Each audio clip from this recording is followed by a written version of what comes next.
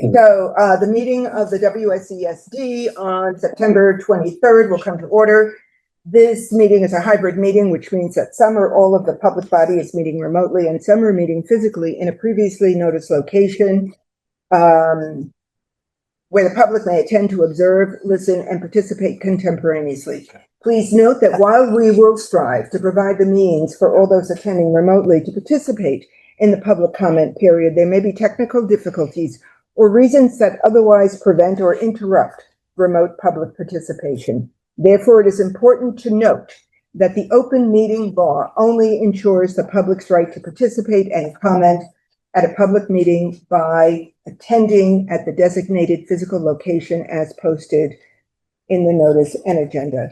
If anyone is having problems connecting, please let someone know in the space. We will do our very best to reconnect you. Nevertheless, this meeting will continue as posted. If any board member feels that an item on the consent agenda warrants discussion, that item will be removed from the consent agenda and will be set aside for discussion. In this way, the consent agenda will be approved in one motion. That request should be made now or before the vote on the consent agenda. So I'm looking around the room. Okay. Amendments to the agenda. I would like to amend the agenda as follows. Under administrative report, the last item is new universal pre-K agreement action needed. I'd like to move that up before the presentation. Okay, so if that's without objection. All right. And before we move on to student matters, I just want to acknowledge that I'm very aware of today as Rosh Hashanah, Shana Tova, to all who practice. I was thinking about this earlier, and it was brought to my attention by a board member like mine's that we are meeting on this day. And we meet when school is in session, regardless of the day in question. If we are to adjust the calendar from year to year to avoid a day such as, let's say, Yom Kippur or Rosh Hashanah, I want to suggest that we are more than a Judeo-Christian society. And there are several high holy days that are practiced by members within our community. And if we are going to acknowledge one that meets on a day when school is in session, and therefore a board meeting might take place, then we need to be very careful and acknowledge all the others. So I want to present that. If this is an issue that we should address, please write to me and I will put it on the agenda for discussion. It is not on the agenda right now. I just wanted to offer my thoughts on this particular day. I'm going to move on to student matters. Riley. My name is Riley Bristol. I'm a student representative here at VHS. And I have some student questions for Mr. Marxvino about Tenney Field and the restoration that's been going on there. To my knowledge, that's supposed to be an area for classrooms to go and work outside, and that's been in restoration for a while now. Yeah. I see that an original goal put in place was to have it open and ready for classes in late August. Is that something that's still happening? We're a little off target, but actually we do have a meeting with volunteers next week to assess what still needs to be done. But I would say 80% of the project has been complete. We purchased a ramp, a handicap ramp that needs to be installed once that's delivered. And then the final stage after that will be installing the benches for the classroom seats under the grandstand. Okay. But very close. I'm hoping by snowfall, it'll be complete and ready to use in the spring. All right, thank you. Any other questions or concerns coming from students? All right. I don't see any hands up online. All right, we're going to move on to public comment on non-agenda items. This is a time for the board to listen and to take notes. It is not a time for the board to respond to comments or to engage in dialogue with the public. If appropriate, the board and administration will work on next steps. So, public comment on non-agenda items. Yes, would you state your name and your town, please? Yes, hi, I'm Martha Noyce, Brattleboro. I have three things that I'd like to, bring up. One being, some questions that I posed about a month ago for, various board members and their committees, area principals, Superintendent Spino, asking you to keep in mind, being fiscally responsible and communicating with your peers, your committees within your various committees and your departments, and asking you to keep in mind that spending is again a big concern of not only mine but many residents and taxpayers, and keep in mind reining in some spending, and then reminding you that there are members in the community who are struggling to budget their money, pay their property taxes, and all people are facing increasing costs of living, and asking you to be mindful about the spending that you're doing. And with that, I have I'm not sure if this has happened, but I know last September 2024, there were several staff positions that were, I guess, reconfigured with principal's approval, and this resulted in some budgetary downsizing. And I was curious if there were any staff positions that were being reduced that I am not aware of, or they're upcoming to be proposed. So, Thank you.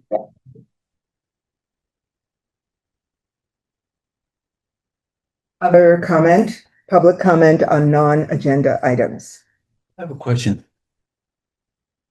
Absolutely, Tim. When a member of the public poses a question for somebody to answer from the board, if the response is by email, is the entire board copied on that email? I think it should be, since the question is brought up before the whole board. It's a board matter, so the entire board should be copied in on any response to that member of the public. In the spirit With of the caveat transparency. that there is, in keeping with open meeting law, that we do not respond all in reply. And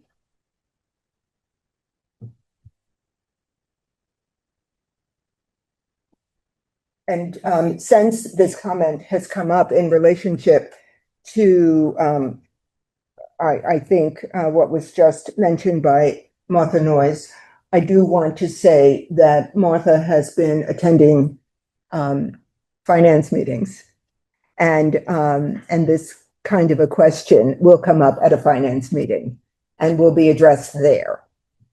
Yes, absolutely. Mm-hmm.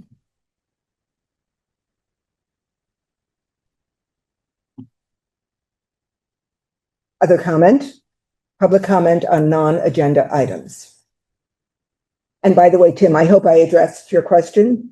Yeah, Okay, yeah, thank you. you're welcome.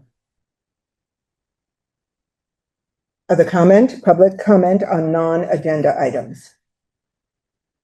Okay. We are going to move on. We are now up to the administrative report, and as I said, we are going to move up universal pre-K agreement. So, Carrie, would you introduce yourself and your position? I am Carrie Beebe. I am the pre-K coordinator at the district, and I'm here tonight to have you sign Susie's Little Peanut Space Pool contract. This puts us up to 16 UPK partnerships with private partners, and that's really great news. I think I mentioned during the summer when I was came through virtual meeting that I have another one, and I might have another one in a month or so. So I ask that you approve this partnership agreement with Susie's Little Peanuts Day School. Is there a motion? So Seconded. We've got a second. All those in favor, please indicate by saying aye. Aye. Any opposed? Any abstentions? Motion passes. Thank you very much. Thank you, Carrie, and I have it signed, sealed, and delivered for you. All right. So we are moving on to today's presentation. And obviously the agenda has been adjusted as per board and admin collaboration having to do with the annual calendar that we follow for presentations, that whenever possible, we are going to move the presentation up early in the evening and board matters will come after the fact. It will be reversed at the next meeting. And by the way, the next meeting, I do believe, which is on the 14th. Is that right? The 14th. I think that's at Guilford. Is that at Guilford? I'm looking at Mark. Is in Guilford. It is in Guilford. So let's remember we're going to Guilford, please. All right. So we are up to this presentation, Professional Development and Social Justice League.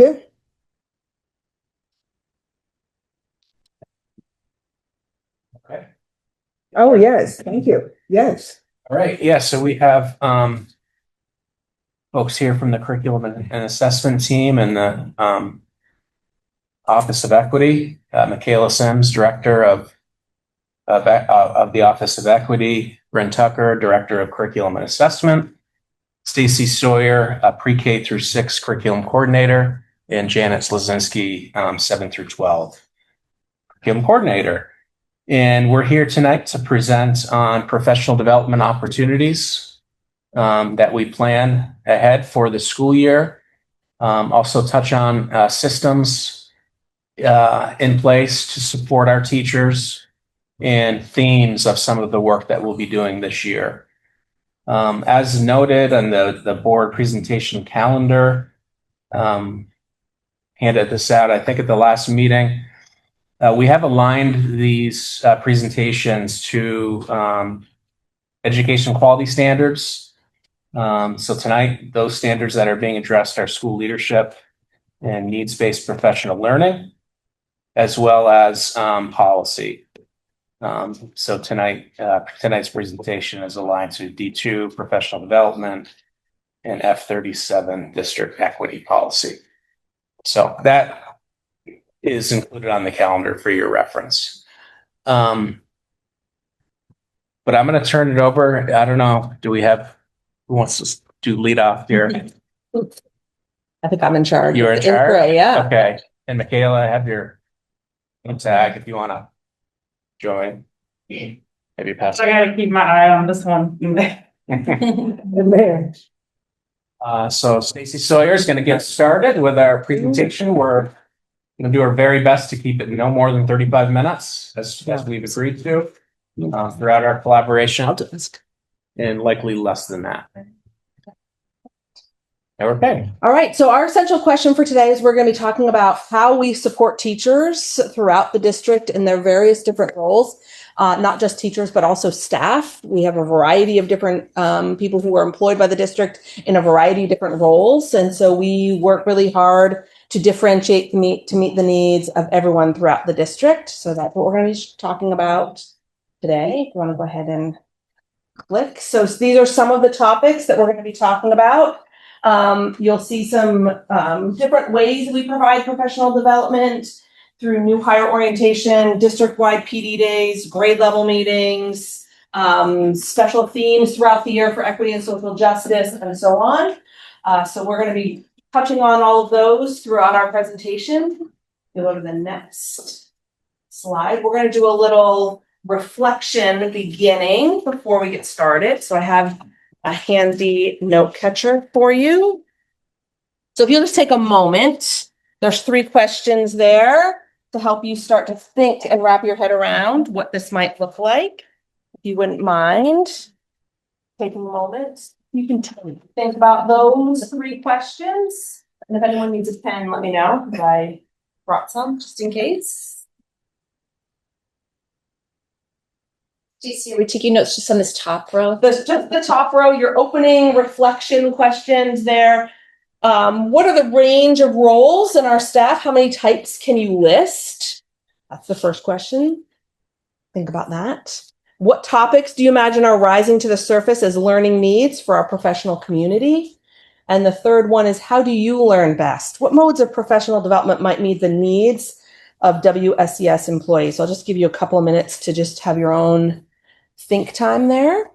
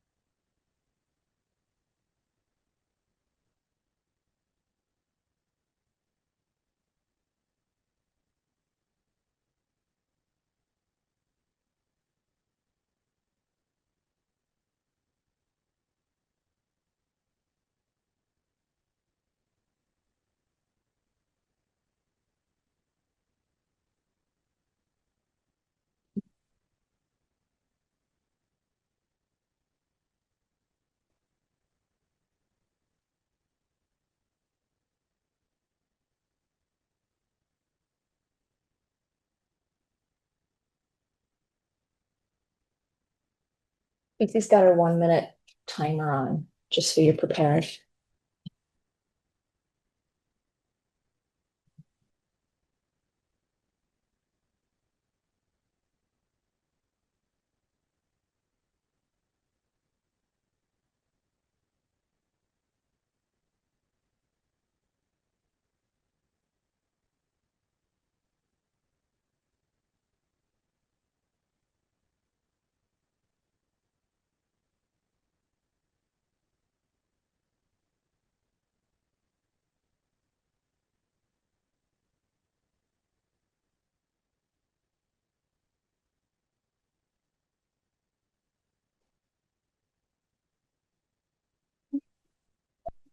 All right.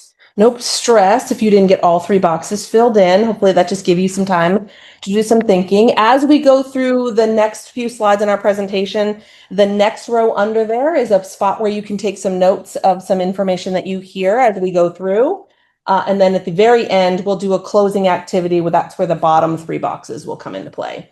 So we're going to move on to the next slide. And we've got some thinking here about when we think about all the different roles. Anyone want to throw out a number that if you thought about how many there are across our district? 42. 42. 700. Okay. 53. 53? Anyone else? All right. Someone's going to Is click. the question, how many types? How many Yeah. types? Yes. Types. Yeah. Oh, I How was many- looking at the other. How many? We have staff working in blank different roles in our system. So that's the. Oh. Are you curious? You ready to find out? Yeah. Yeah, Bryn's gonna click and reveal 2.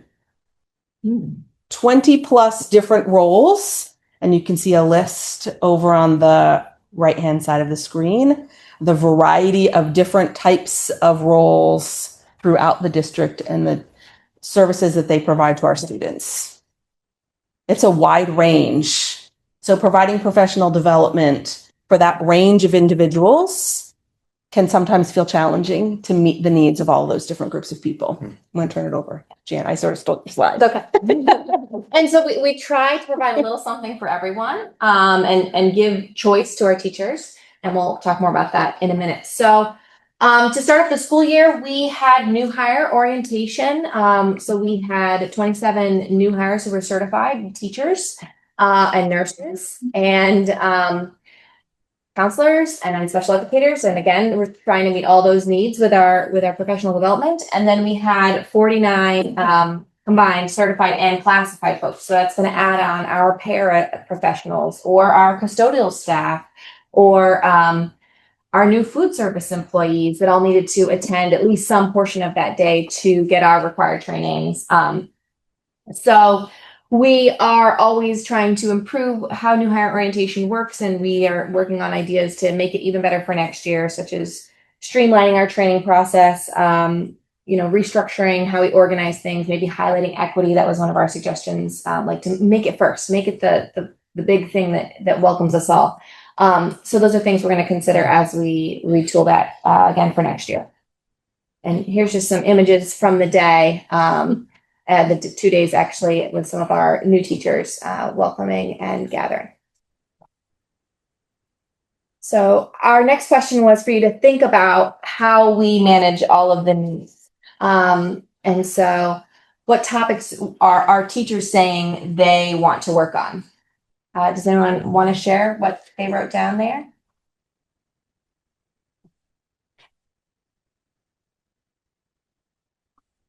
Go ahead. I had differentiated instruction tools and tips. Great. I wrote down when colleagues, staff, and children say inappropriate things. Like responding to behavior.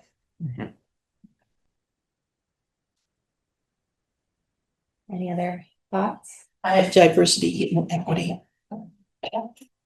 So we have a lot of experts in-house, and we try to allow our teachers to share their expertise. So when we want to focus on responding to behaviors, sometimes we pull from teachers who have that knowledge and ask them to lead a session for us.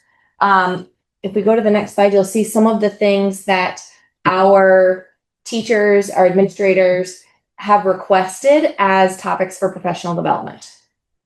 And we try to connect these topics to the different parts of our CIP. So at the district level, our CIP focuses on literacy, math, building collective efficacy, and graduation rates. So a lot of the things that have been requested by principals, I think, really build towards that collective efficacy goal. Whereas if you look at some of the more teacher-centric topics, there's many things that focus right on those math and literacy goals, like planning for differentiation during IM, which is our math program, and EL, which is our literacy program. And then there's also things there that connect to our graduation rates, like student engagement or empowering students to take ownership of their learning. So our goal when we plan professional development is to tie what we do to both what teachers need and what we've set out as our goals as a district. So we do plan professional learning days for our staff. We have 2 district-based days this year, October 14th and February 16th. And this year we've asked our teachers to pick a strand to be a part of for both of those days so that the learning can be kind of a continued experience. They're going to work with the same group in October that they work with in February, and they have a chance in between to apply what they've learned and then come back and reflect on that when they meet again as a group. There's another one here, if you wouldn't mind. And then in the afternoons on those days, we have an opportunity to do some vertical alignment work, which is also a much needed thing to help teachers understand what do students experience prior to the grade that I'm teaching them? What are they going to experience next? And how does what I teach fit into that puzzle? All right, back to you, Stacey. All right. And of course, we also have grade level meetings 3 times throughout the year at October, January, and March. And this is an opportunity for all the teachers across the district at a particular grade level to come together and work together to engage in some professional learning activities as a group. Is particularly important for our schools that are single strand schools where there is only one third grade teacher, for example. And so having an opportunity where all third grade teachers can come together and learn is an important part of their process, so they can bounce ideas off each other, think about how to structure assessments, look at data, talk about how students are performing, and to build that sense of collective efficacy among teachers. And during those days, we focus on literacy, math, science, social studies, all the things that are important for instruction throughout the day. Next two. No. I'm going to turn it over to Michaela. Oh, thank you. I'm like, look, that was fast. Right? We're on it. So we've had an ongoing goal of centering equity in all the work we do on a regular basis. And the focus of equity has really shifted over the years to just assessing problems, to really thinking about how do we center joy? How do we center a love of learning? And so that's really what we're working towards. Our current theme for this month, which is, now I'm not going to remember because she's like right on my head, is social movements and solidarity. And social movements and solidarity is our current theme. And next month is Love is Love. Our overall theme is Voices of the People. This is not only the slide. But it is, you can click it, you'll find it in there. And so this is about just students connecting to each other and connecting to, can you go back? Who has the thing? Yeah, there. And connecting to each other and just really building relationships, which is what equity work is about, in order to learn. And so now we go to the next. So in order, when we think about our CIP goals, which are all there, and we think about also the board goals, which are new, right? Which is the next slide. In order to reach these, we're looking at looking at relationships, and how do we look at beyond the numbers, that there are people behind the numbers, and also when in the case of bullying and harassment, that the numbers don't always represent what's really happening in the schools. And so we're really focused on relationships. And if you could give the next slide, thank you. We really focus on restorative practices, which is about repair. And there are a lot of school-based groups now that are happening so that students are seeing themselves reflected in smaller groups. There's a lot of youth leadership in our schools where students have a lot to say about what's happening, and thinking about alternatives and really being flexible about meeting kids where they are, and field trips, getting them out into the world. And so we really see this as a practice, and looking at even getting teachers out on field trips. That's our fantasy. But I think actually the high school groups are going to be getting out in November. They're going to be going on site visits. So just thinking about how we're constantly building possibility of connection and strengthening the work that we do. And so one of the things we shifted after having Black Lives Matter School Year of Purpose is really having a focus for each month, because we found that teachers are more engaged and students are more engaged, and then equity is at the top of everyone's mind. And so later, if you want, you can click through this presentation. It gives you a better idea of what's happening at different schools. And really, the administrators this year are going to have like a buddy system, because there's this other piece of the work. So we say the word professional development, and typically it's about building skills, and which is very important. And there's another side of professional development, and that is building yourself as a human.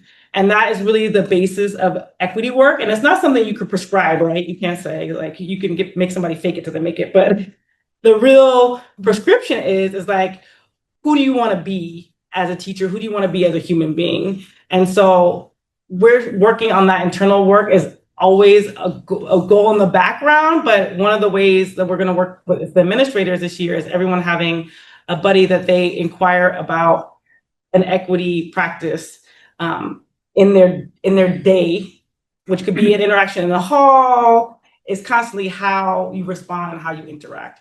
So I think that I feel really gifted and lucky and fortunate, that's the word I like, to work in a place where this work is still happening and where it's taken seriously and where we're all kind of leaning in and showing our cards, because I think that it's very vulnerable work when we get to this place where we're looking at ourselves and seeing how can we be better, and getting to that place where people are interested. If I reflect on new teacher orientation, I think that I had the most engagement that I've ever had in a new hire orientation ever in the equity part of the portion of the new hire orientation. So I think that things are looking good, and you'll see more of the same slideshow at the end of the year.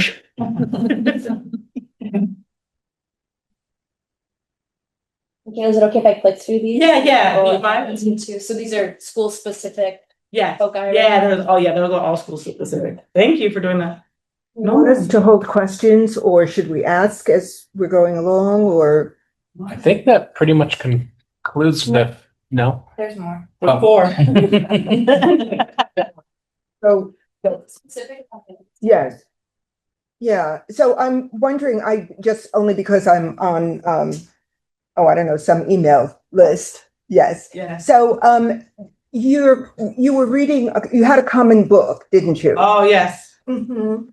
Yeah. Right now, the Social Justice League is reading Loving Corrections, which is actually a book that reflects kind of what I was just mentioning. It's about the internal work. It's about how we connect with people when things aren't how they're supposed to be. And so how do we have the conversations that sometimes we want to put our blinders on and pretend the thing didn't happen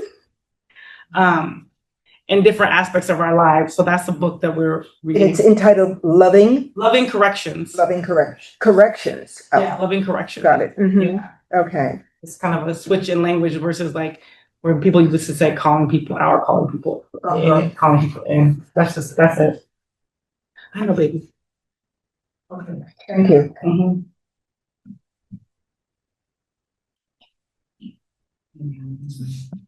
Do you have extra copies? Yes, I do actually.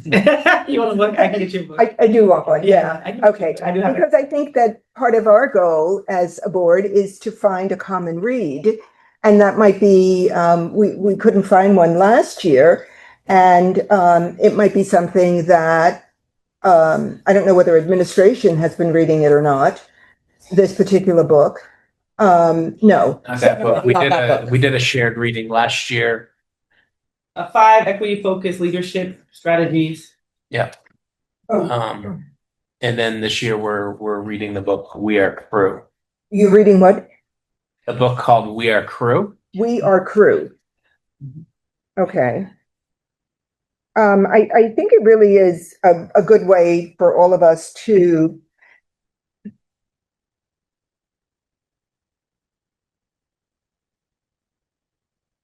find that shared moment where we're not the same, we shouldn't be the same, but I think that's important to this kind of work. Okay. Thank you.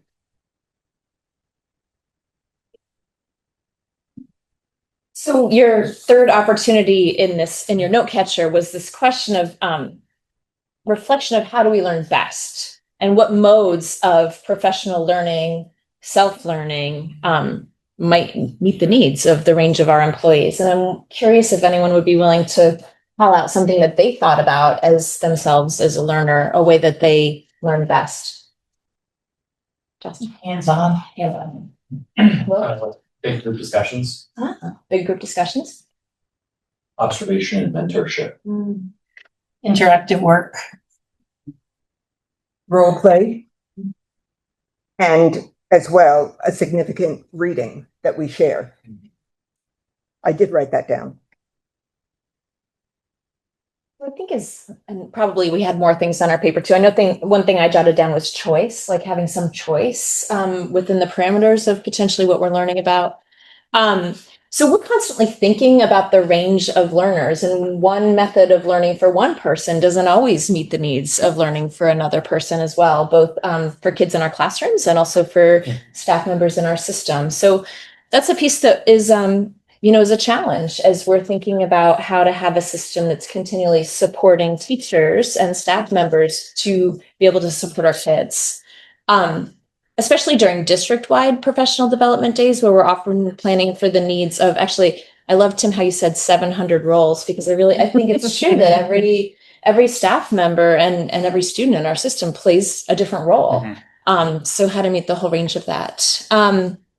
So we're going to talk about some of the different methods that we have to try to meet the needs that everybody gets a little bit of what they want and need. In addition to kind of big events, we have personal course reimbursement funds. There are different funds both for certified staff and also classified staff. We have school-based professional development days. I believe this year there are 7 for certified staff and 5 for classified staff, in addition to the 2 district-wide days. We're targeting some special sessions for our paras this year on the afternoon of family conferences. So there will also be a range of workshops that are really tailored to their roles and needs and requests, and some other opportunities in there as well. So some things that maybe aren't always known about or talked about, we wanted to highlight here. So we offer through our district several credit-bearing courses. So staff can engage in these courses. They all happen much outside of the school day.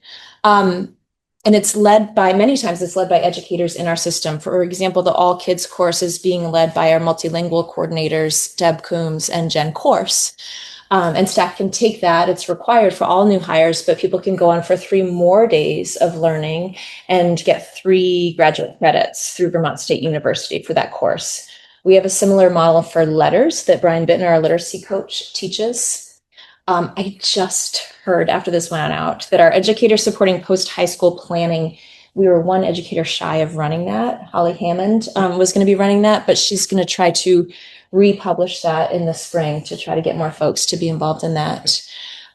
We have some comprehension and vocabulary courses that also have graduate credit attached to them. So it's a nice opportunity to get together with other educators. These are all by choice outside of the school day to really engage in some pretty deep, robust learning, and then also to gain credits toward relicensing or moving on the pay scale or getting additional learning and credit hours. In addition to that, we've been really lucky to offer a range of conferences and workshops to our staff. These are more specialized. Oftentimes these are grant funded. So I'm really excited to report we have 9 educators going to a WIDA conference through Title III funding in the end of October. It's the premier multilingual teacher conference, and it's happening in Seattle this year. And we were able to get an amazing grant to be able to send those educators there. So it's a really diverse team of folks being able to go and then think about how to implement that with the students in their classes. We have an EL implementation team, which is really focused on sharing distributed learning to guide implementation of our literacy curriculum in our K-8 sites. Other grants there for math professional learning, work on PLPs this year, All Learners Network. We have some folks going to Power School University. We were able to get a grant this summer to pay for some educators to take Vermont Mathematics Institute graduate credits courses as well. So there's lots out there. And then people often use their 1% funds and their personal PD funds for other sources of professional development that's super relevant to their area of study.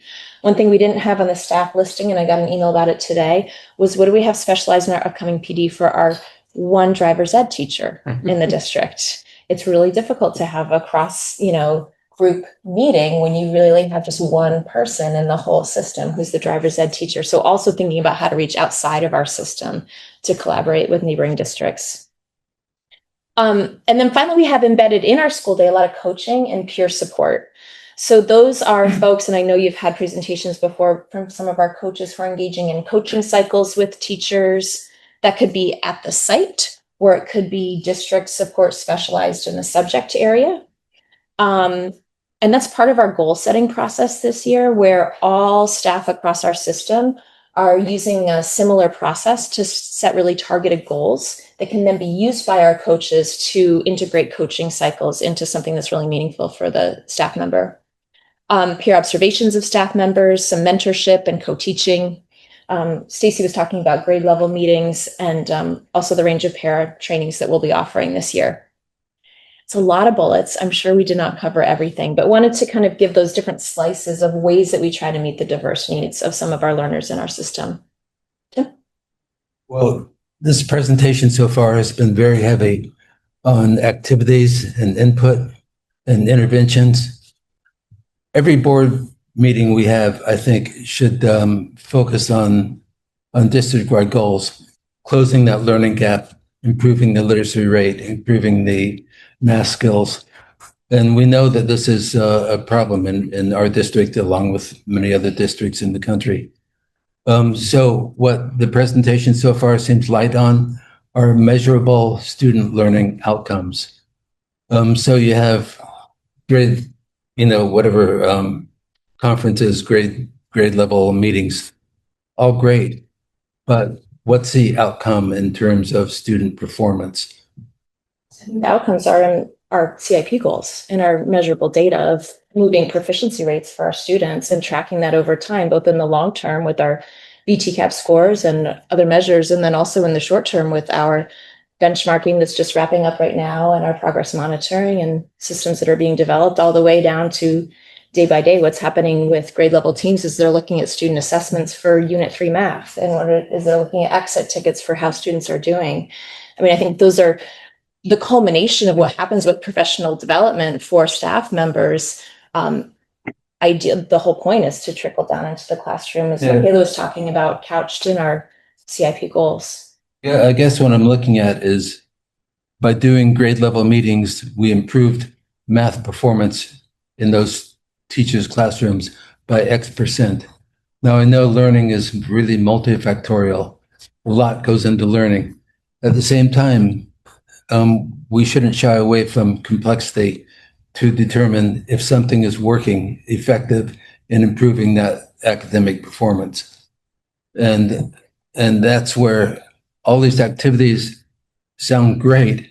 I want to know, how did it move the needle in learning before teachers had, the 20 different workshops they have, and after, how did it improve learning? Because that's what we're all about. That's what we're all about. And we're continually monitoring that through the various sources of data that we collect in our local comprehensive assessment plan. So I think it's an interesting question, and I do feel that the more professional development that exists across the board,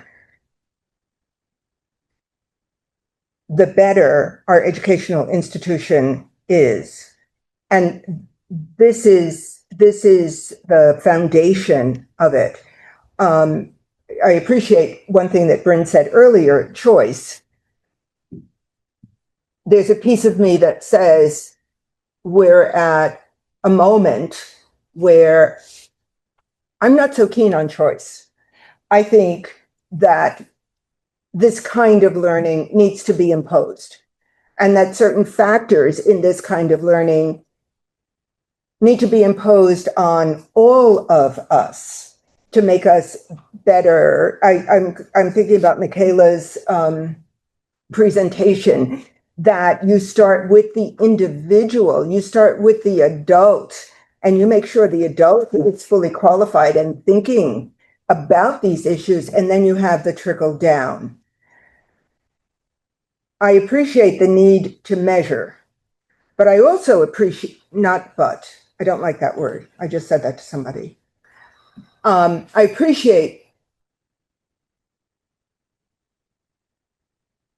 think about the portrait of a graduate, and I think there's only one square, if I'm not mistaken, that has to do with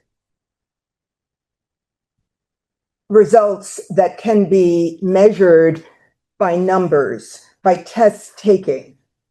And so much else that we covered in Portrait of a Graduate at that retreat has to do with compassion, resiliency, critical thinking. So this is an investment in the future. And I don't know that this kind of work, which has been going on for a few years, actively, so more than a few years,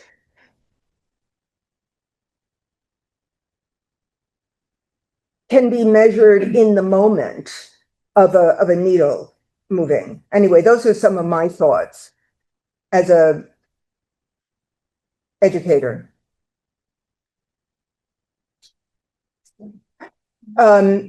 Jessica. I think I really appreciate this presentation and hearing more what opportunities the staff have to kind of expand their teaching and whatnot.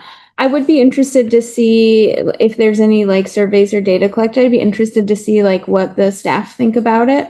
Because as someone who never been a teacher, but I do professional development in my own role. And I feel like it's a personal thing that you can kind of see the results in your classroom and it may not be measurable. Like, yes, we may move the needle on literacy or math and that would be lovely. But it's really hard to tie it to, that one training I did on October 10th. But I know personally, like I'm using these tools all the time and I'm seeing it in whatever I'm doing at work. So I would be interested to see. I think that's a good segue. Yeah. Thank you. And I would echo what you said, Deborah. I think I always want that too. Like I did this and what's the exact result? And I think in dealing with educating children in classrooms and supporting adults in all of our professional learning, it's collective learning. It's not always quite as A implies B. And so there are so many strands that are involved that it's hard for me anyway, to tease out it was exactly this that made this change. Or wait a minute, all the third grade teachers got this training. Why did these 4 classrooms move, but these did not? And so I think that's part of the complexity of offering of teaching, whether you're teaching at the district level or you're teaching preschool in a classroom. So that's certainly something we're always looking at and trying to measure and getting feedback on. And I'm sure sometimes imperfect on, but certainly I think what you brought up and what Michaela started her section with is that how we ultimately know that we're on the right track is feedback and then also seeing our student success. Sorry, what did you want to say? So we have a couple of quotes of feedback in there. There was something that came up last night at the student advisory committee meeting where it was the same teacher, different cohorts of the same class, different results. And it's serendipitous to a large degree.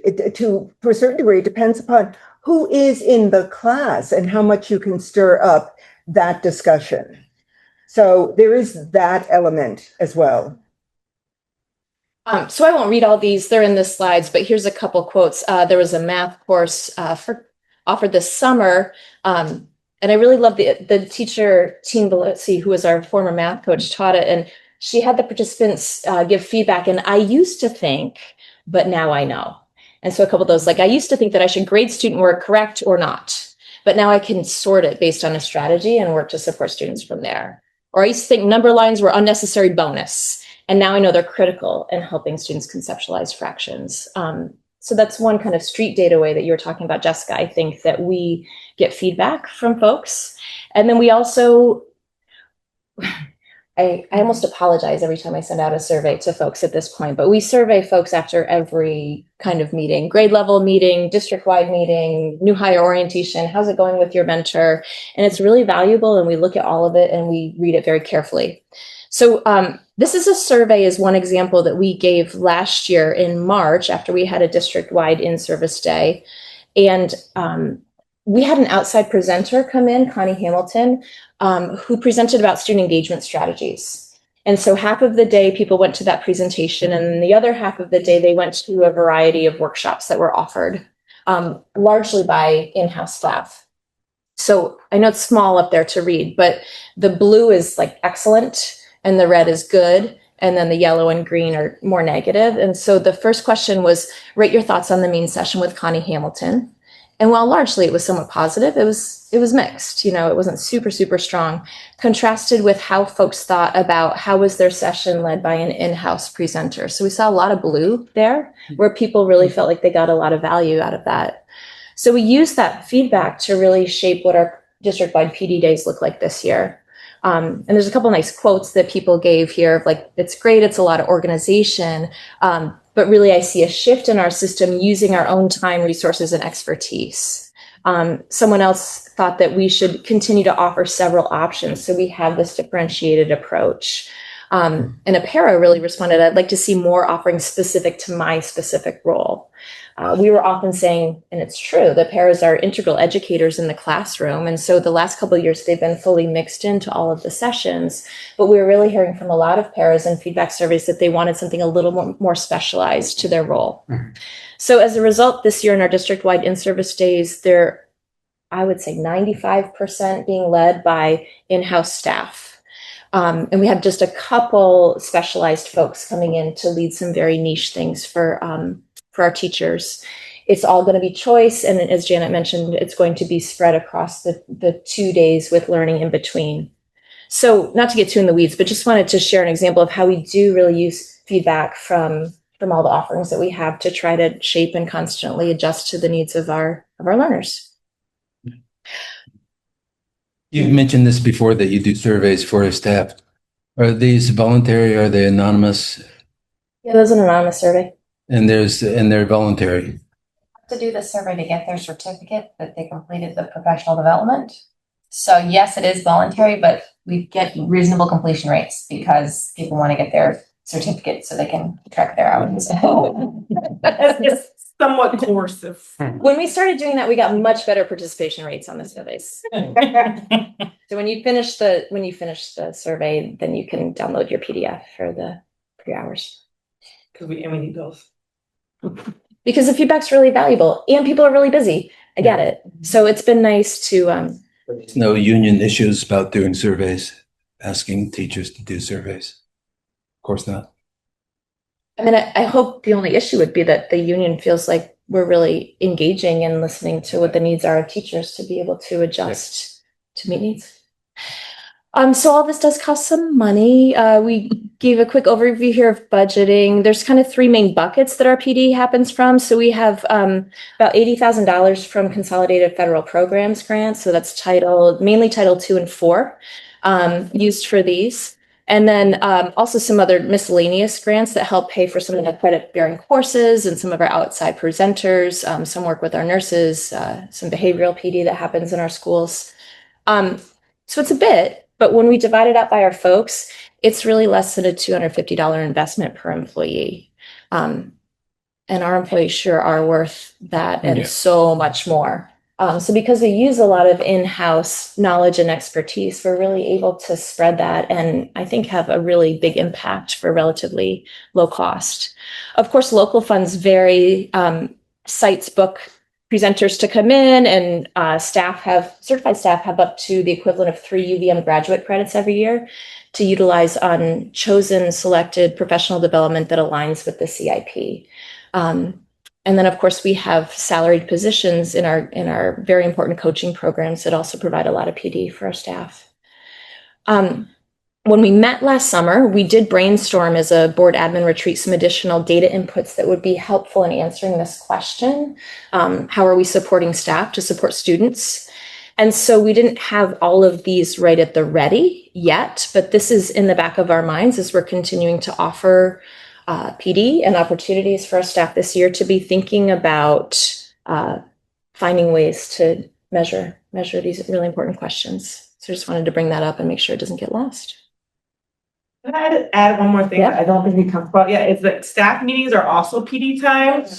And so there's a lot going on in staff meetings, both curricular based because of the coaches and district based and site based coaches, as well as equity teacher leaders. So all those different groups are doing PD during staff meeting times with teachers and paraeducators if they're available. Yeah, that's an important point.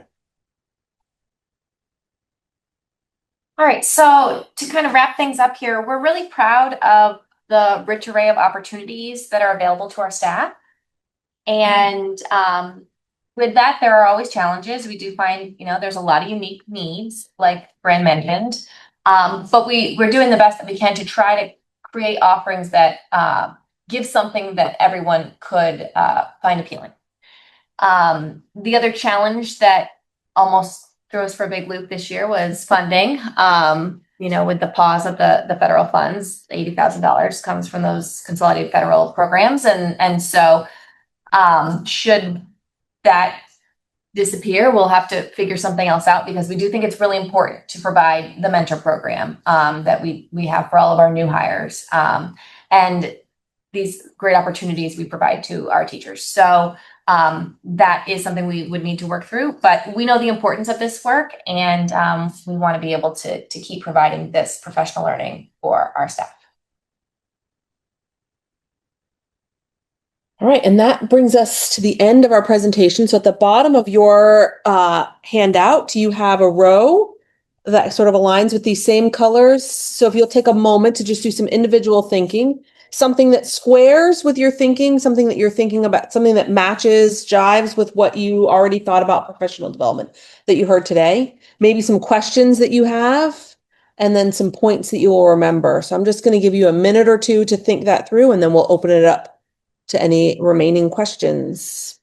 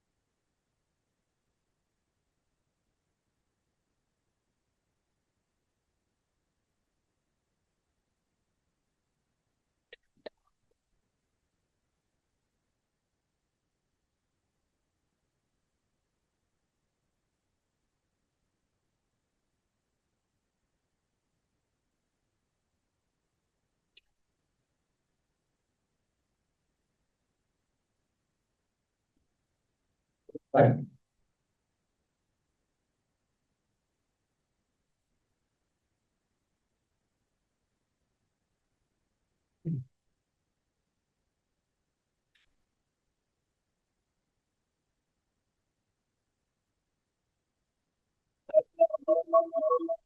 right. Again, no pressure if you didn't fill in all the boxes. I'm going to give you a couple of minutes to turn and talk to someone sitting near you. Could be a partnership, could be groups of three, whatever works in terms of the seating arrangement. But I want to give you a few minutes to just turn and talk and have a conversation about either something on the bottom of your handout, something you heard, something you're wondering.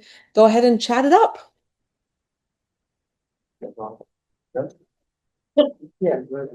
Well, I didn't. But I put that in other stuff. I don't struggle. Any particular thing that pop out at you? I actually really like that we're sending people to the media conference with multilingual. There's not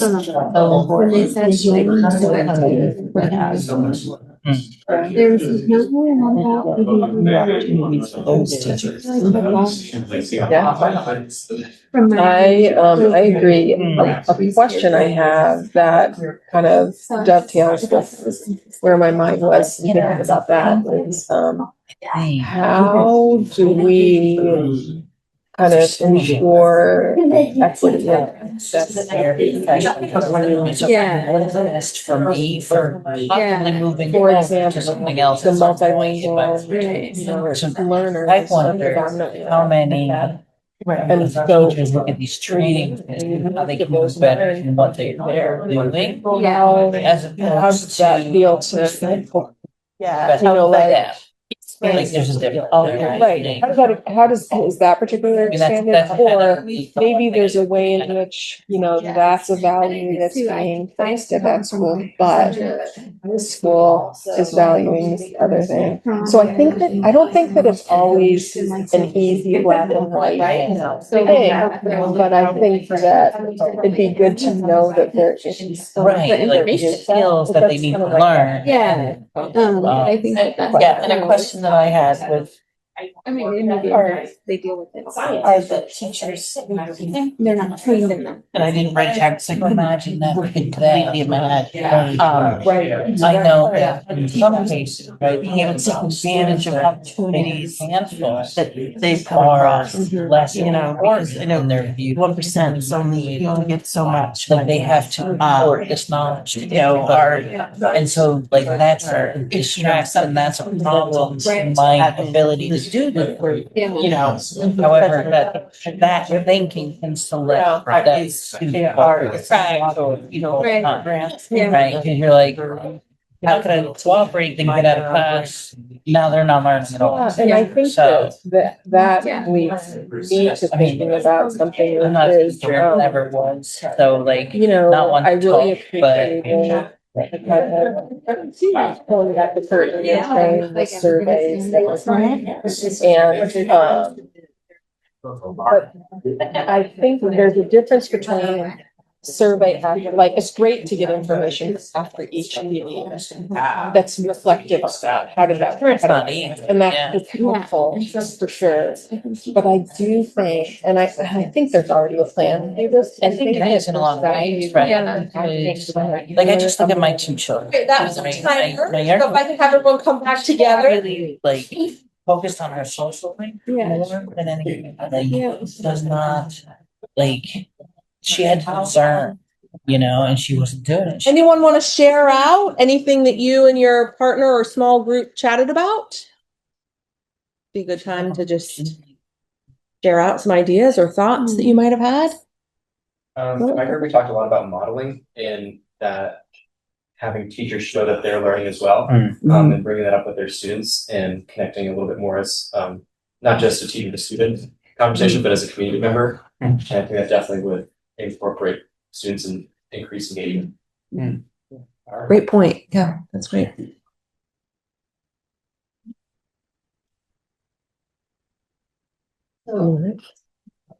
So Stacy, I was talking to Janet about. Can you just talk a little bit? Sorry, I was talking to Janet about the slide that says 05 at the top, where it had the 3 columns of professional development we have offered as a district and how closely those tie to our CIP goals, but also how important Tim asked the question about grade level meetings and how important those are, because if we never look at student work and student outcomes, then we're never going to know what are we doing that's really working for kids. What are there things we should take off the plate to offer more of something else?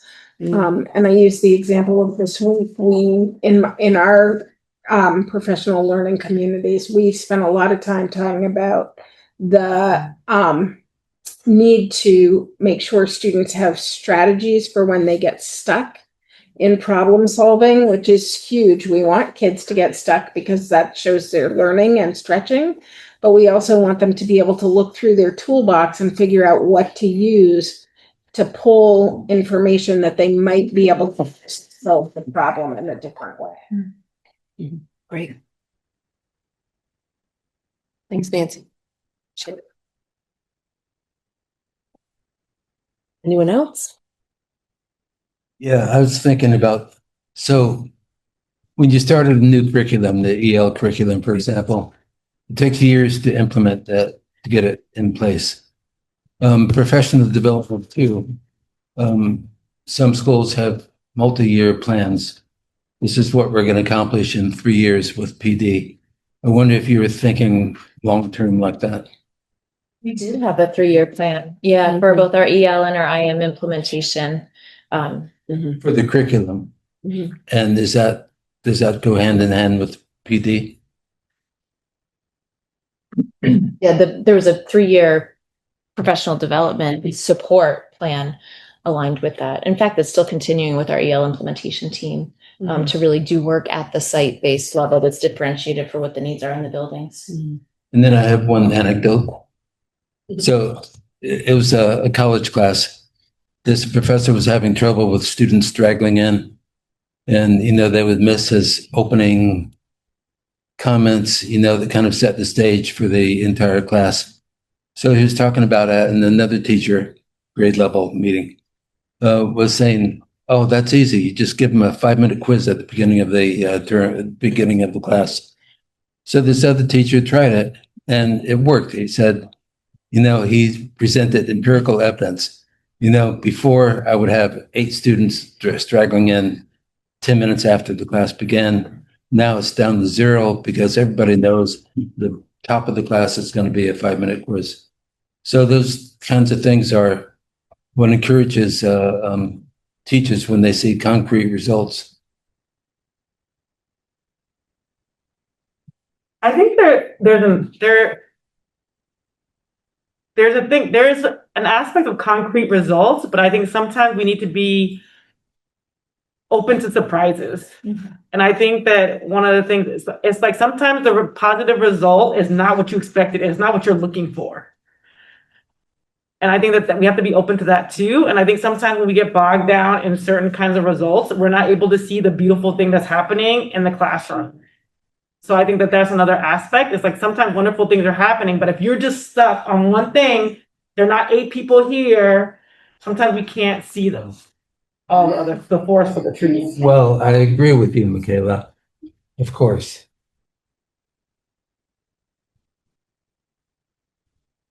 Well, thank you. Yeah. Thanks. Well, thank you. How'd we do? We did Thank almost you. the 50 minutes. Almost 50 minutes? This was, well, yes, it is 7:07 and we started at about 6:15. So this is excellent. Thank you.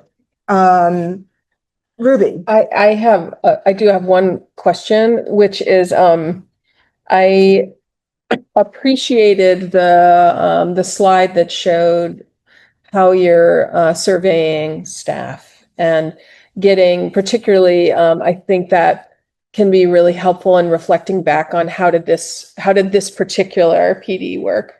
I was just wondering what are there ways in which you're evaluating or like asking staff on a global perspective, like how's the PD working for you, or how's this system working? I've wondered that for a little bit because I know that the PD, this is the second year of the PD day or third year. I don't know. I know that there was a shift in how it's managed, and it seemed like a very deliberate shift. It seemed like it was really well received, but I wondered how do you know? Maybe people are just kind of, okay, yeah, I don't have choice. This is what's happening. So I guess I just was wondering if there were ways in which we ask that in a more global level of our staff. I have a quick answer on that one. I mean, I think we try to craft questions and surveys to get a sense of, what worked for you. I strongly agree that this met my needs, or that I can apply this in my classroom, that kind of thing. I think my experience now doing surveys with large groups of people is that there are always going to be answers like this. Mm-hmm. This is working amazingly. I absolutely hate this. I just want time in my classroom to grade my papers and everything in between. Mm-hmm.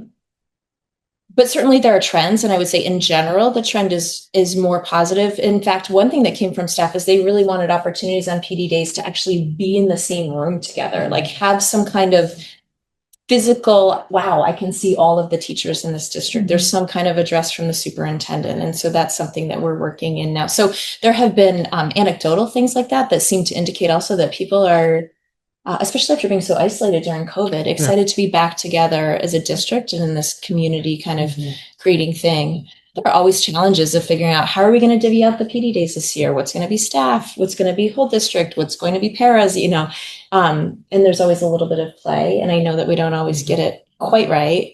And then there are also pieces where we set CIP goals. And when I say we, I mean collectively, like that work is happening in buildings, this work is happening amongst the community.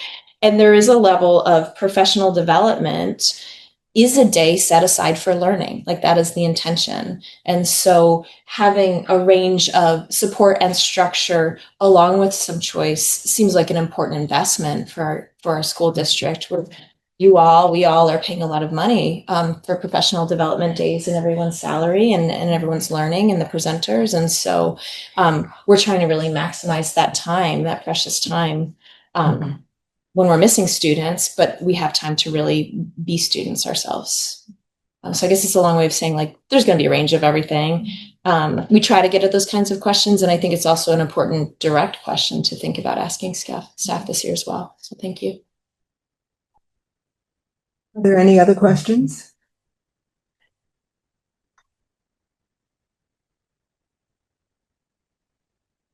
I'm looking online as well. Well, thank you. This was the first presentation of this academic year. This was engaging and informative, and certainly sparked a lot of thoughtful discussion. So thank you very much. Thank you.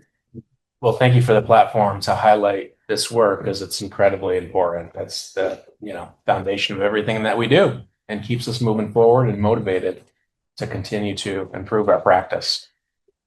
That's a very important element to our structure and to our improvements.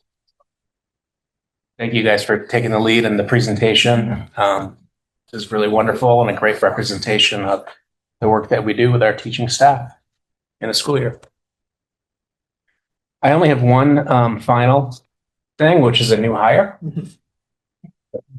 So I'd like to present Liz Rosenberg as the culinary teacher at the Career Center, and will also teach a semester at BUHS in the for family and consumer science. Is there a motion? So moved. Second. Second, discussion. All those in favor, please indicate by saying aye. Aye. Any opposed? Any abstentions? Okay, thank you very much. Welcome, Liz. I think that concludes the. Deborah, can I just say one thing about how honored we are to have Liz join us? She brings understanding of our community, of our food systems, experience that is just unbelievable, and her work with students is amazing. And so I just want to express publicly how lucky we feel to have her joining us. Okay, good. Thank you. All right. I think that concludes the administrative report. All right. Okay. Thank you. I think we are right on target. We are going to take a 10-minute stretch break and come back at 7:23. Thank you. 7:23. All right. So returning from our break, and we're going to begin with the fiscal report. Okay, I just have a very brief report. As you recall, we did a finance committee and a preliminary fiscal year end last meeting. So just the update from there is we did finish field work with our audit team that was in the office for a week. Everything went well. And I believe we're on track for a final audit report in October, end of October. So I can share that with the board when it's available, and remember, we integrate that into our annual report as well as part of the budget cycle. We have a finance committee October 7. Little bit of an unusual date, but just because of the holiday, so that's in advance of the next board meeting. We'll be looking at first quarter fiscal year results and a draft budget planning timeline. So those are a couple of points on that agenda. Current year is fully implemented in terms of the budget plan, and on our way toward another cycle. That's it. Thank you. Thank you very much.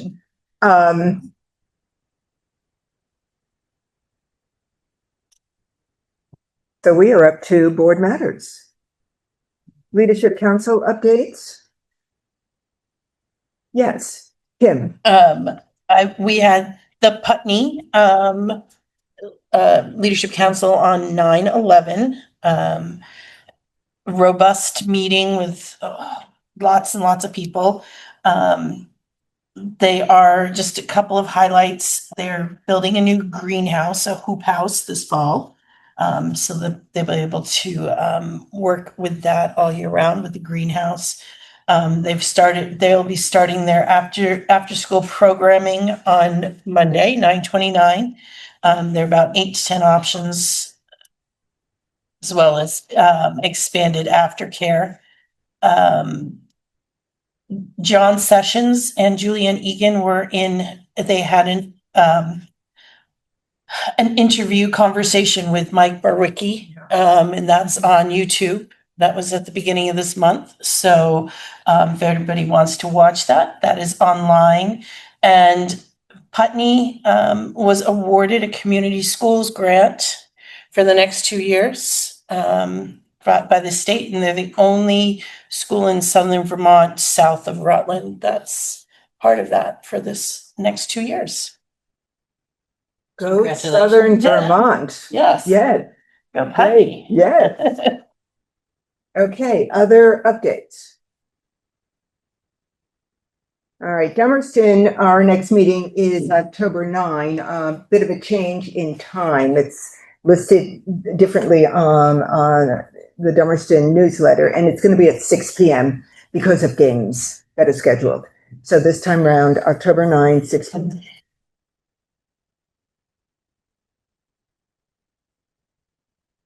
A comment having to do with, so I have stuff to report about Dummerston, but I don't think I have explicit permission yet. So I'm going to keep my mouth shut, and it will occur at the next board meeting. But interesting things going on for sure. Other leadership council? Yes. I can just share, it's okay, that we're looking to schedule the orientation for leadership council chairs on the week of October 20th. Specifically based on feedback from a doodle poll that will go out from Mohart. Okay. They've been challenging to schedule, to find a time that it can accommodate everyone, but that's what we're targeting, October 20th, that week. I don't think there are any board meetings scheduled for that week, so. Unless I'm wrong about that. No, you're not. Okay. No, you're not. I'm looking at my calendar, and we do have a policy meeting on the 22nd, but so be it. Kim. I have a question.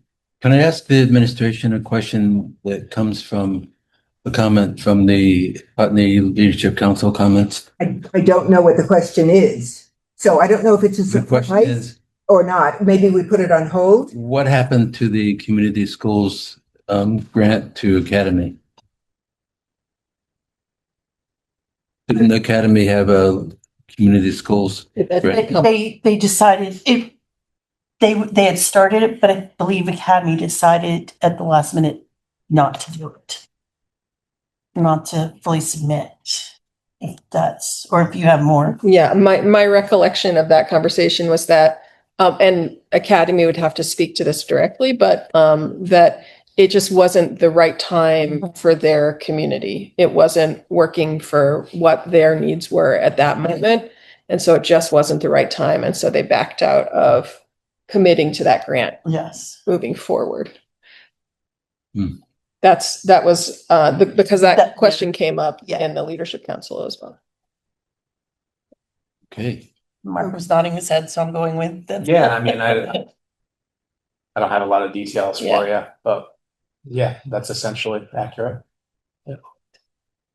Okay, Ruby? I would just on that week of the 20th, although there may not be that much overlap, there's the NEASC meeting on Monday at 2:15. At 2:15, but just wanting to flag that. And then it was just John Sessions and the Leadership Council in Putney is doing a community event on that Thursday. So if we could avoid that, that'd be good. Right. All right. So Leadership Council updates. Anything else? All right, we're moving on to board subcommittees. Board subcommittees. Yes, Ruby. We did have a communications council meeting today. And we will, we don't have a follow-up meeting, but we will have a follow-up meeting in the next few weeks because we're trying to keep kind of focused on the board goal that overlaps with our work, which has to do with community engagement and communications. So I anticipate we will have another meeting on the books in the next, hopefully, 2 to 3 weeks. Yeah, I did notice, yes, okay. You also had a suggestion coming out of your minutes about when to schedule a forum, having to do with public outreach on the what's going on at the state level. Yeah, I think that really more our conversation was acknowledging that there are lots of ways in which we are wanting to engage various stakeholders.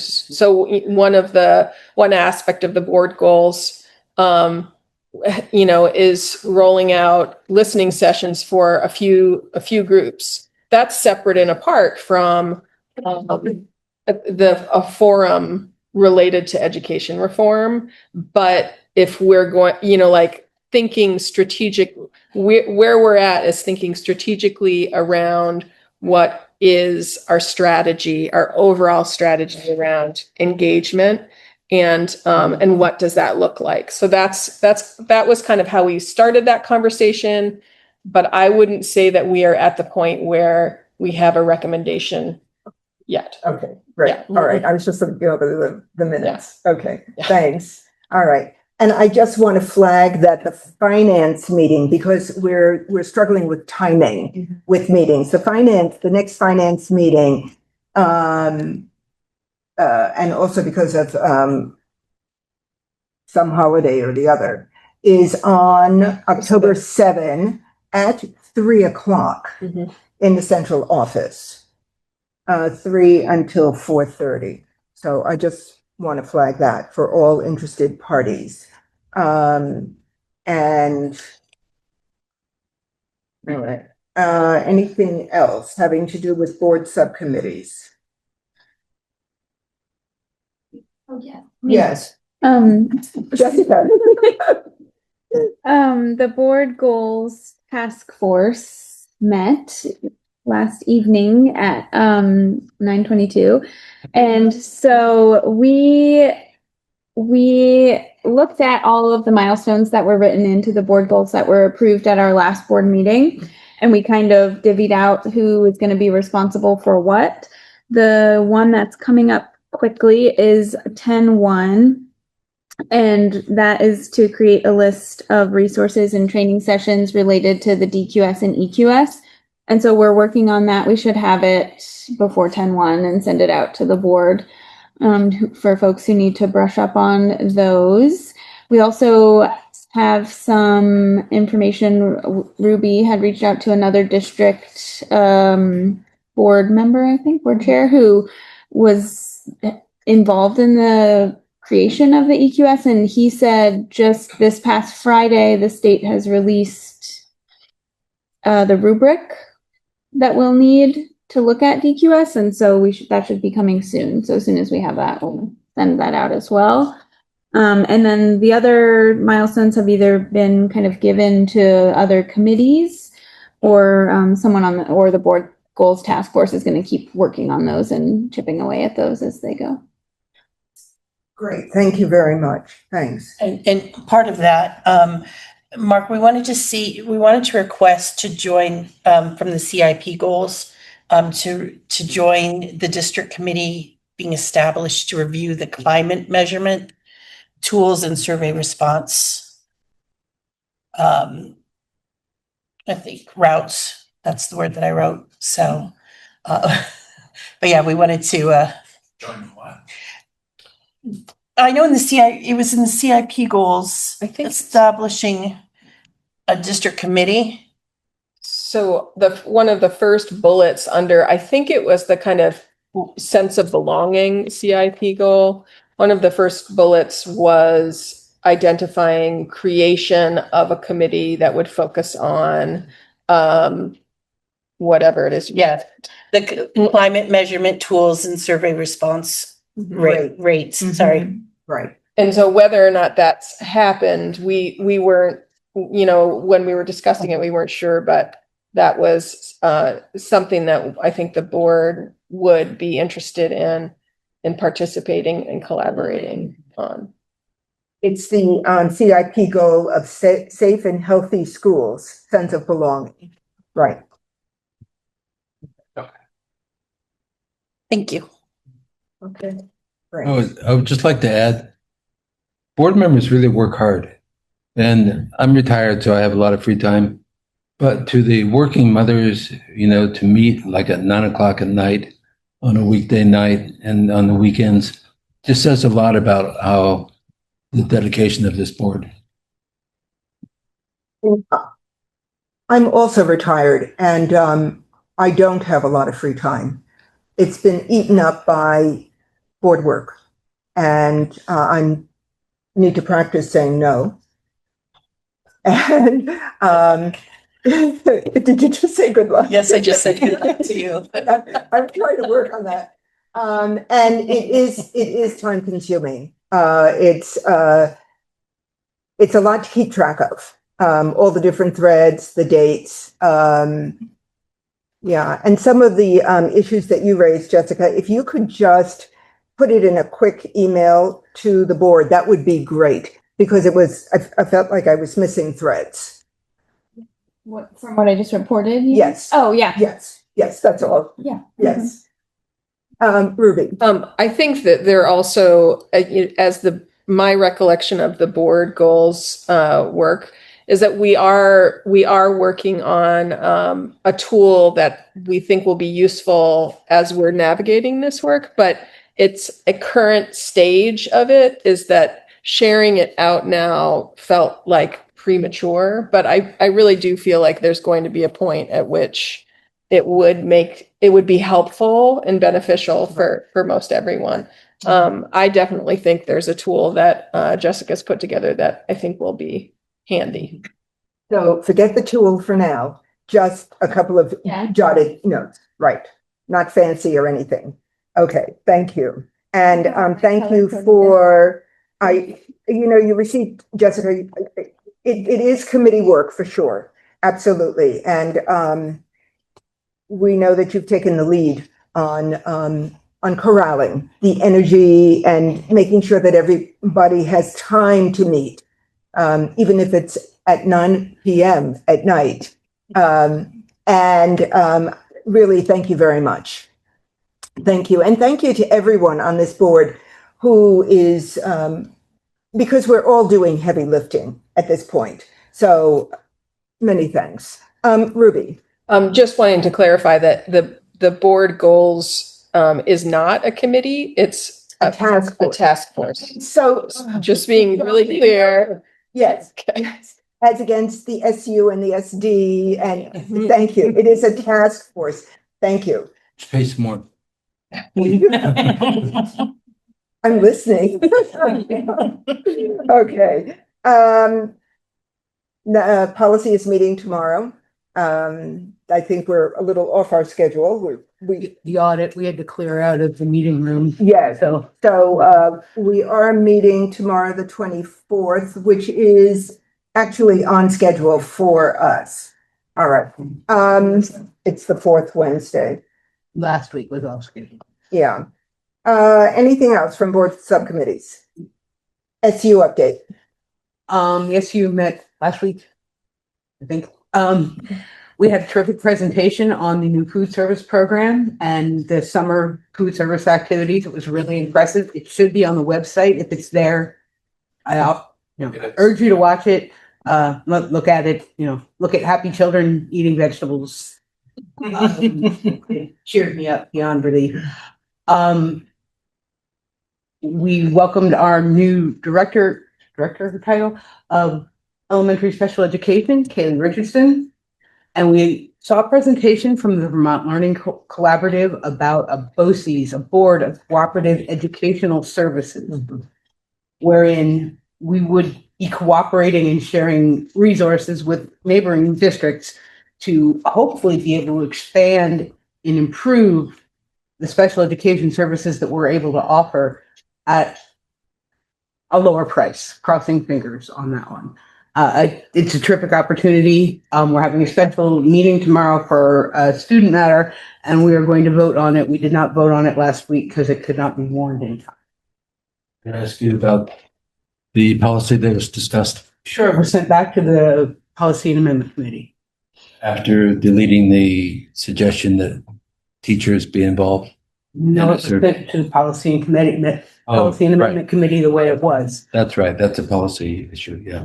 Yes, and it is now flipping back to the supervisory union, but not for tomorrow night, for the next meeting after that. This is going to be a very short meeting as far as the SC business goes. Right. The BOCES, and then we're having an executive session for a student matter. Kim. Mark, do we have an update on the transportation? Update is contract has been settled. Bus drivers ratified the contract today. So wow. Yeah, we should be getting more details on that agreement in the coming days. In terms of the ins and outs of transportation, we continue to work closely with the local branch. We've resent all of our ridership information data to them, which they are uploading into new software called TransFinder. And we'll be sharing draft routes for us for the Brattleboro, essentially for the Brattleboro routes, most specifically. That's where we've had the most issues. And as soon as we're happy with new routes, there will be a communication plan to the entire school district and kind of a reboot of what those routes are looking like. But we want to be sure that the communication goes above and beyond, so it doesn't take anyone by surprise the morning of set changes. So Will it also include like contact phone numbers for the busing company and things like that? Perfect. Yep. Thank you. Yeah, and a new level of technology where parents can track the buses in real time on their routes. So we think those will be elements to continue to improve the service. And obviously it's been well reported. We got off to a really rough start, but I think things are shifting in the right direction and still work to do, but yep. Update. Yeah, great update. Yes. Ruby. Could I ask, I will look back at the conversation around BOCES. I guess when I know that we have heard about it as we've heard about the education reform and kind of a desire to, or a thought that it may be beneficial to think about BOCES as a kind of conduit or a way in which we're thinking about kind of any kind of next evolution of who we are. I realize that we have nothing to say about it, but I just wondered if there was any in the conversations that you're having at the SU level, how are the conversations around BOCES kind of speaking to what's going on with education reform, or is it even coming up? It has not come up in this particular conversation. There's an excellent PowerPoint associated with the agenda for tomorrow night. Yeah, I'm not sure if it's on the website, but it is attached to the agenda for tomorrow. Yeah. About BOCES from the Vermont Learning Collaborative. So I wouldn't mix any redistricting work with the BOCES. It's not related at all. This is the next step of joining a learning collaborative that we joined a handful of years ago with area supervisory unions. And we've hired a director to help lead that work. And really the focus is on developing programs in school districts and providing opportunities for kind of cross-pollination in terms of student access. So to prevent, out of district placements that are, as Matt can tell us, very, very expensive. Yeah. And then the other strong focus is on hard to hire positions like speech language pathologists, behavior, board certified behavior folks, special ed positions. So the BOCES concept is kind of the next evolution of a collaborative, and we're looking to likely become the first official BOCES in the state of Vermont that the AOE has approved. So I know Windham Northeast has already approved joining this. It has gotten a little convoluted in terms of Act 73 for BOCES to be mentioned as if it's brand new. And it isn't. It's been in the background. Yeah. Yes, Tim, go ahead. I do have some comments when we get to the next agenda item about the superintendent's forum that RCA had, which relates to BOCES. Do you want me to jump into it right now? I don't know. I don't know. So anything else having to do with supervisory union updates? Okay, so now we're going to go to update on legislative issues related to education. So, kind of at the last minute, the steering committee of the RSCA invited RSCA members to participate or to listen in on the superintendent's forum that RSCA hosted on the 19th. I got in on the discussion, and it was pretty interesting. There were superintendents spread out about a dozen, maybe 14, from southern Vermont all the way to the north, pretty well geographically represented. These are RSCA folks, so of course none of them were in favor of supervisory district consolidation. What surprised me was how vocal many of them were against any kind of consolidation. They said that this is a bad bill and we should be thinking about pushing our legislators to say no to the whole thing, which came as a surprise to me. That wasn't the majority. That was maybe 4 or 5 superintendents who said this passionately, arguing that consolidation of SUs or SDs is not going to help our students, and it's not going to cut the bottom line. It's going to really show us the evidence that it's going to benefit us in any way. However, several of them said that they did want the task force to look into BOCES as an alternative, perhaps, to Act 73, expanding BOCES, which could very well be not just a cost saver, but as we know, it gives more opportunity to special ed students who have more schools to go to. So it was a pretty interesting meeting. The superintendent of Windham Northeast was there. He was quite candid. He said that they reached out to Springfield and Two Rivers, and Two Rivers said, "Nah, we don't want to dance with you." No to what? Any negotiation with forming a collaboration with Windham Northeast. Okay. They didn't want to. So there's a discussion about possible collaborations. But what was really interesting, I thought, was it pushback on 73 in its entirety.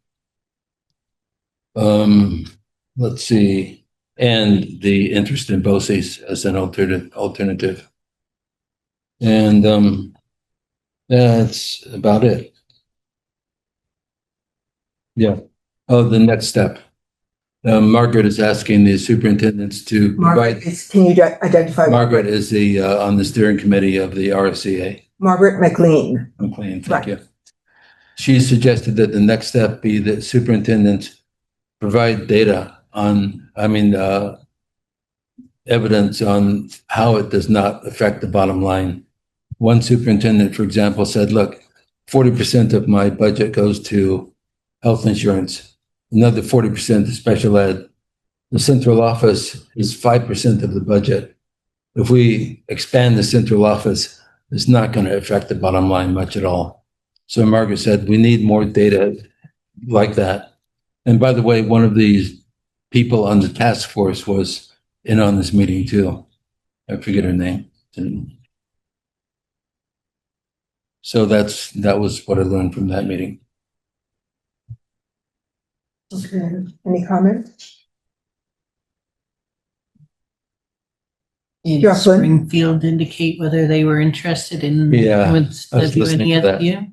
No, he didn't say. Ruby? Can you remind me, Jocelyn and Tim, what did, at the end, we discussed at the last meeting, kind of, this idea of reaching out to we as a board have decided to reach out to our contiguous neighbors. Are we doing that? Working on it. We're working on it. Yeah, trying to set a schedule. Okay. And so can you speak to what that will, do you have a sense of what that will look like? Like, will it be, how will that reach out happen? I'm going to call on Tim. Yeah. I'm sorry. Matt, you're going. Oh, I'm going to call. Okay, I got this end of the room sitting down. Jessica. No, don't do that. That will really. All right. Matt, sorry. Yeah, we are in the process of reaching out to contiguous districts to a portion of their boards who are so interested in having an exploratory conversation. Again, just exploratory, just sort of meet and greet and see the vibes out there, see what folks are thinking. So I'm in the process of trying to schedule that right now. We're targeting the time between October 6th through the 17th. I have a massive doodle poll out right now. Very massive. Yes. It's taken forever to fill out.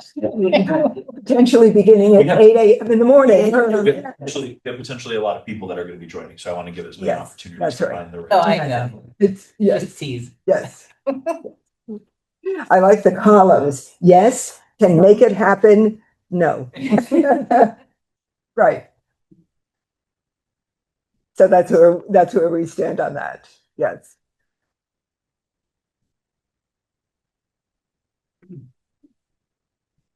And it's interesting because we're not lagging behind in having this discussion. That's what we are discovering in this.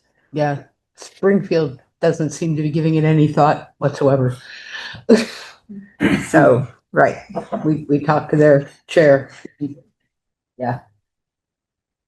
I will say again, for my piece, as a board, we're talking about us as boards coming together.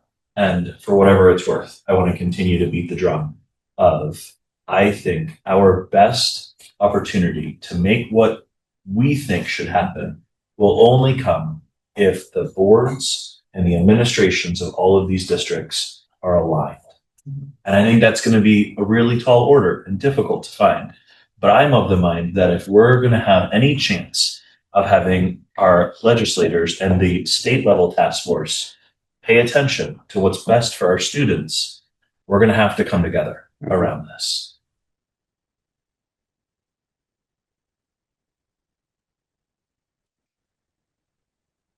And it's not an easy conversation to have. So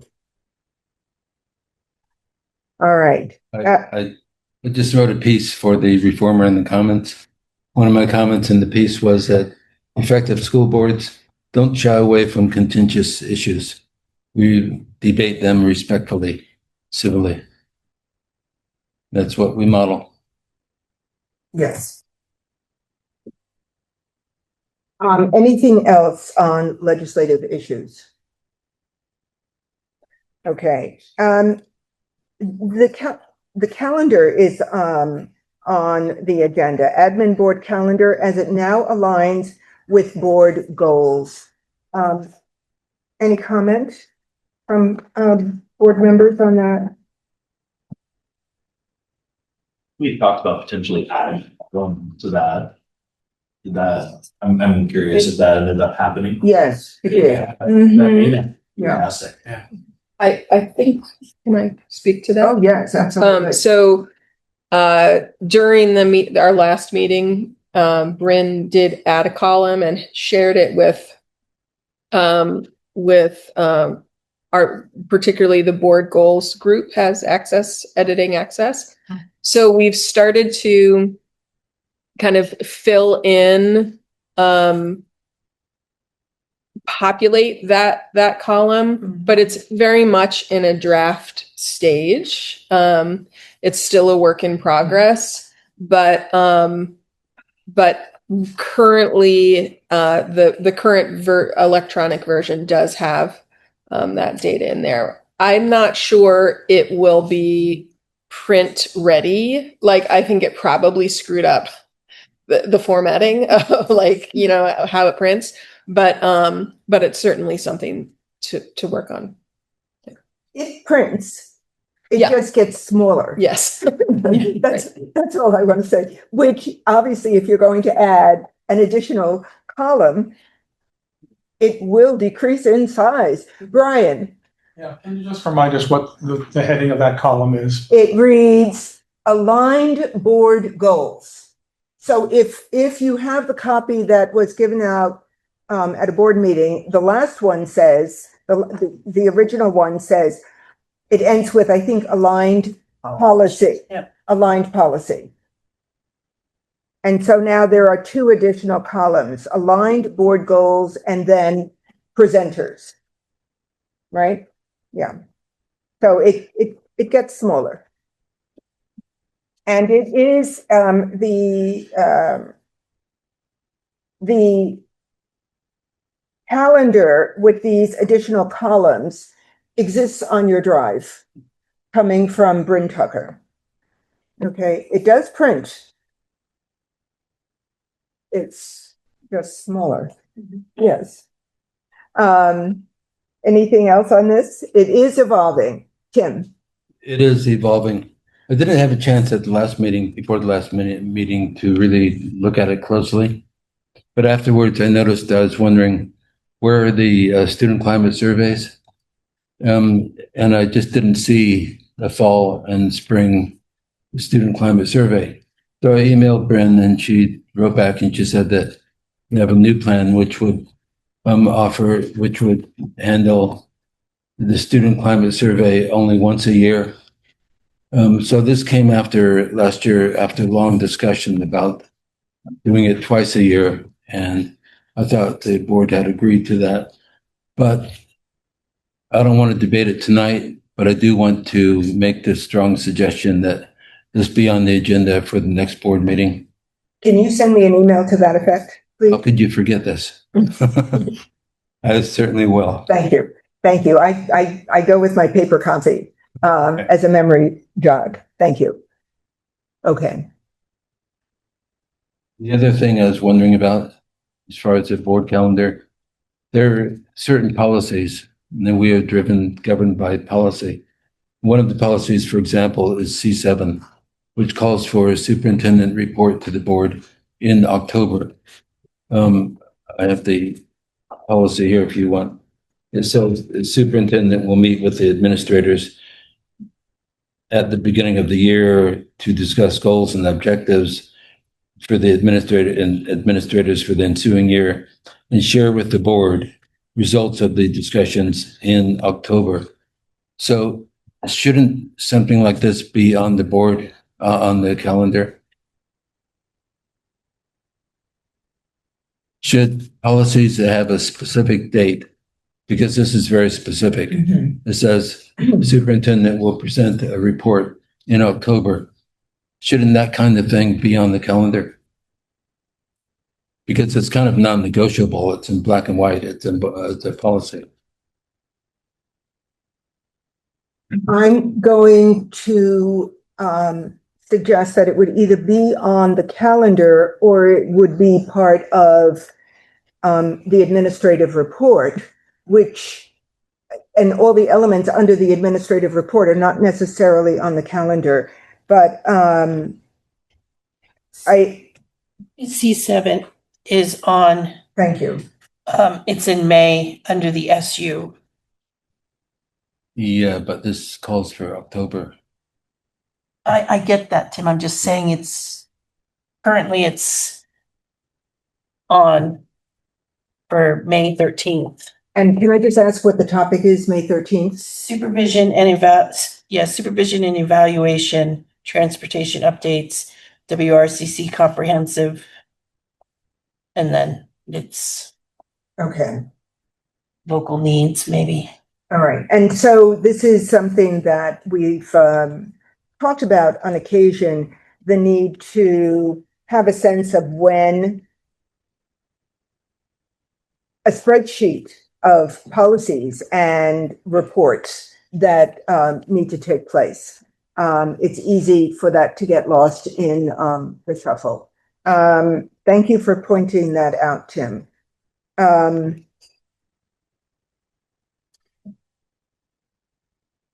Ruby. To that particular point, I know that I assembled that spreadsheet and then someone else, I can't remember who because I wasn't touching it at that point, then did a next version of it. I think Harry did at some point. Yeah. Yes, this was a while ago. So I think that it feels to me like the most important thing is for Mark and administrative staff to understand what, like, if there is a spreadsheet that has those expectations, that's articulated clearly. And I have been concerned for a while that we have not done our work to do that. So you mean we are the board we have not adequately expressed to Mark and his team, here are the expectations that we see in the policy. For example, this one, if C7, if we should be getting C7 in November, but it's on the schedule in March, we're getting C7, but do we need to adjust the policy or does the calendar need to be adjusted? And if it can't be adjusted, why? And so I think it's just a different flavor of what has already happened, the work that already happened in terms of constructing that calendar. That was important work, but it wasn't necessarily reflecting on the previous work of thinking about what are the expectations and what kind of reports are we needing to receive and when. So it has come up that going through each policy with a fine-tooth comb, because the use of the word annual or twice a year is not always located in the same place in a given policy. So it is about reading through the policies. I am going to say, and this goes to perhaps some of the legislative issues that we were discussing. We've got a central office that is bursting at the seams. I've asked for a desk repeatedly for myself in that central office, and there is no place for me to be. So, and so I say that facetiously, but seriously, a desk.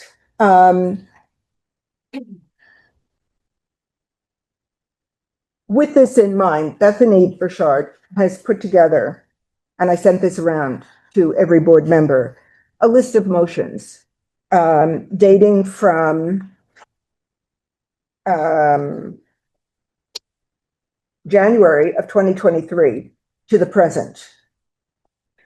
And it goes on for multiple pages. And what has passed, I believe I sent this to everyone, yes? As well as which motions have been excluded. I did reach out to board members asking for volunteers to take a look at this, to spot check it, to read through it. And no one has responded as of. I'll continue to take a look. It'll certainly be. Thank you. More going forward. Thank you. And I intend to take a look as well, but it's a heavy lift doing this kind of work and doing this kind of detail work. So we are very aware in myself with communication to Mo Hart about the need to have this kind of spreadsheet for policy work. I don't know who on the board can, we can do that work present day moving forward, but the detail work of going through policies and backing it up. So I do meet with Mo on Thursday at 1:30, and I will have a discussion with her about it.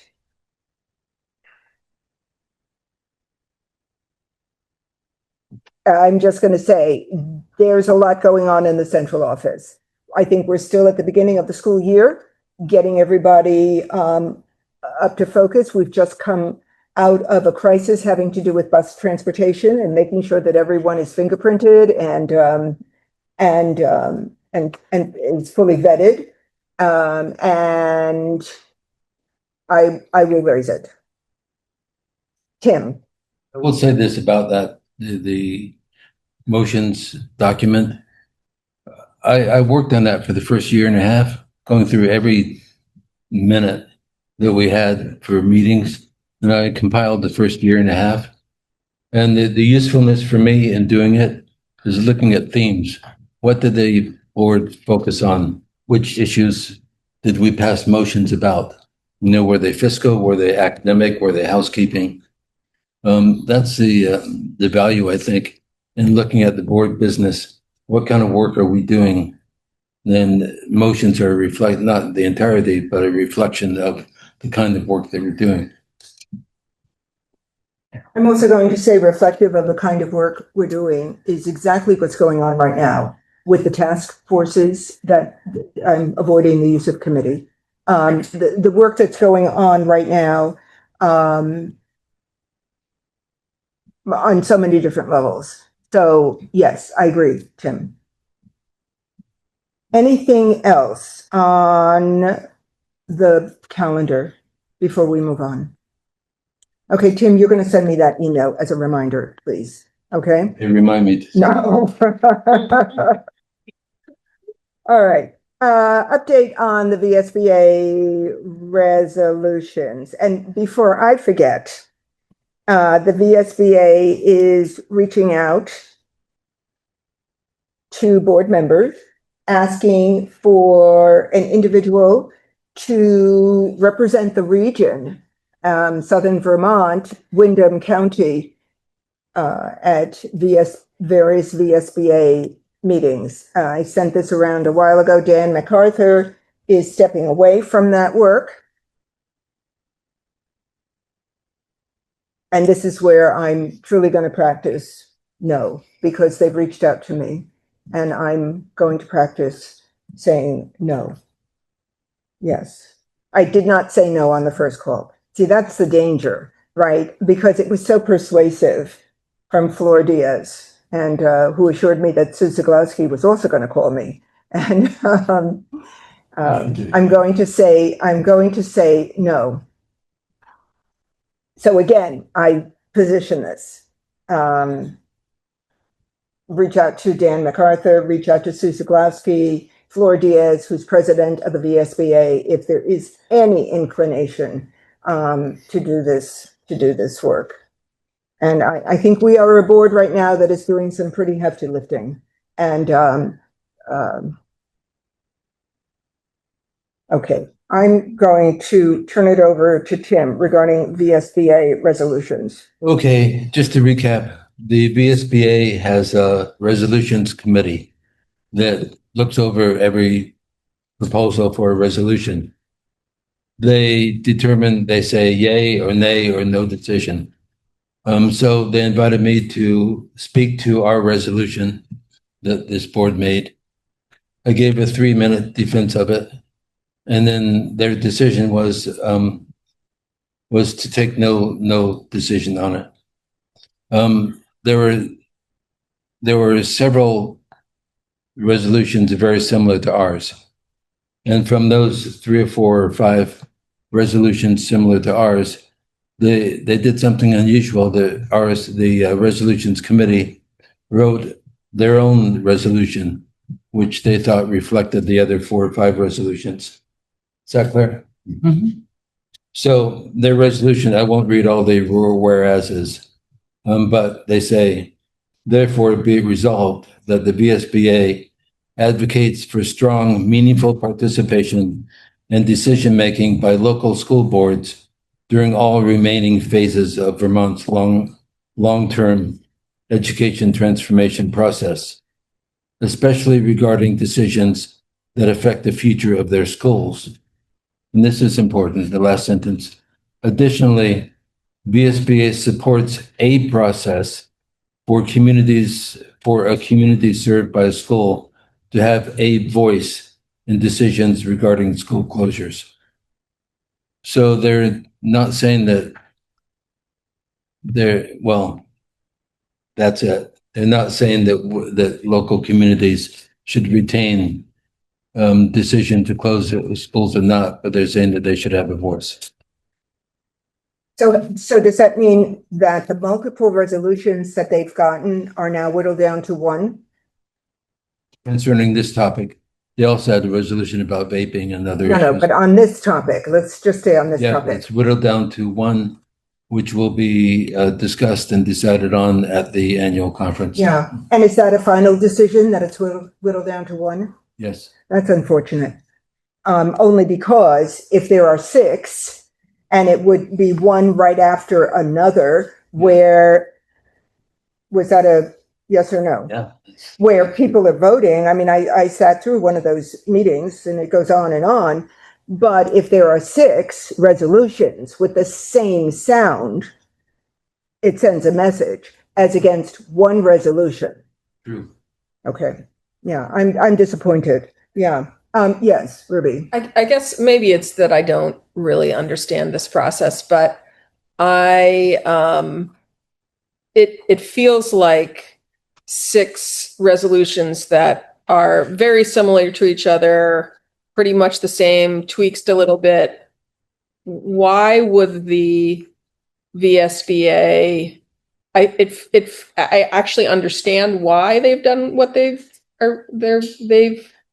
where we are. I understand this because the idea of voting as a body on language that's slightly different because our district is slightly different than this district, it feels a little disjointed. So I kind of appreciate it. I don't necessarily, it feels very pared down, and that doesn't feel great. You know, what was left on the chopping room floor, I think.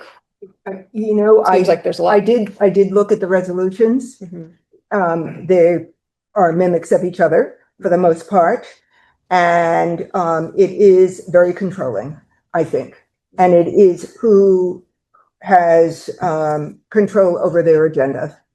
And if you only have one resolution, you just don't feel the energy coming from multiple communities across the state. That's my feel of it. And I think that's probably why they've done it. You can superimpose the need to streamline the meeting. but that's also a very controlling mechanism. And I Jocelyn? also feel like the language is a lot weaker than what at least we proposed and everything. It's kind of wishy-washy and like. So that's unfortunate. I hope that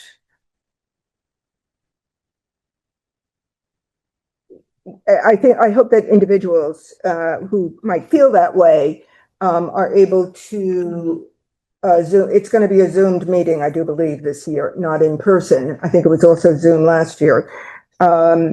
Would participate. You can participate and be a non-voting member. I think the voting member this year is Carrie Amadon. Yes. It is Carrie Amadon. And so Carrie may not be aware of what we're experiencing right now, but any one of us can attend that meeting and make a comment that this resolution has, it gives a false impression. Tim? I think, didn't Mo give us a deadline of the 22nd to sign up for the conference or not? Well, that's another topic. But that's where the meeting would be. The VSBA meeting. The resolutions are done on a different date. The voting on resolutions, I think I was part of the last generation that sat through it in person at the conference itself. Right. The voting does not take place at the conference anymore. Oh. I do believe it's at a different time. Oh. Right. Because there's no time at the conference. The conference is really only one day, essentially, at this point. Ruby? I feel like when we had a conversation around re-upping with the VSBA, and I voted and advocated for doing that. One of my takeaways from that conversation was that we wanted to present our resolution and see how does the VSBA respond, because that was one of our concerns, is that they were not advocating in a way that we wanted to see. They weren't, holding up what we valued. So in terms of this, what if we're perceiving their resolution as watered down, and of course, maybe this conversation needs to wait until after there's an actual vote. Like maybe really that's when I would say before. Are you talking about a conversation with the VSBA? Well, I guess where my mind goes is how do we feel about, we put forward a resolution and it was and they chose not to take it up at all. Yeah. And so that speaks, like when I first read, Tim, thank you so much for forwarding all of the information that you forwarded about it. I read through everything and my first pass was like, whoa, we got rejected. And then the second pass and then reading some of, Tim, your comments on it was like, oh, all right. Well, I missed that they had their own resolution that was maybe a summation, but I'm not sure I'm not sure I would see it as cleanly as that. And so all of that's to say, we as a group said, okay, let's do it. Let's sign up for another year, but let's see how it goes and how they advocate for us and they receive our proposals. And so are we at that stage or do we still need time to evaluate it? Matt? I'd like to say that we give it a little bit more time. I'd like to see what comes out of their hybrid motion. And I feel like I need that data in order to make a decision one way or the other. Mm-hmm.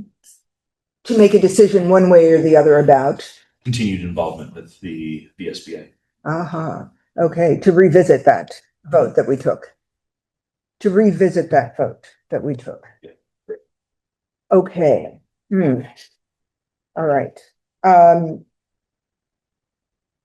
do you recommend that we have some communication with the VSBA saying we are considering revisiting our vote? Go ahead. Do you mean for next year or for this year? Whatever the will of the board. Because after the last SD meeting, the SU met and we approved re-upping for another year. And unless I greatly missed my guess, that check has been released. Yeah. Mm-hmm. Okay. For this Okay. year. Okay. Tim, are you in contact with the VSBA over this resolution? No, no more. Well, you have been. Yeah. Yeah. With Sue Siglowski? I just defended our resolution and they made their decision and that's it. With Sharon. All right. I'm wondering if there's any benefit in returning and no. Okay. Moving on. Okay. All right.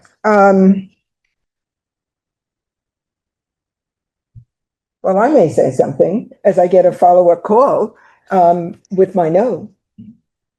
Yes, I think I will say something because this is very this is disturbing to say the least. All right. Anything else?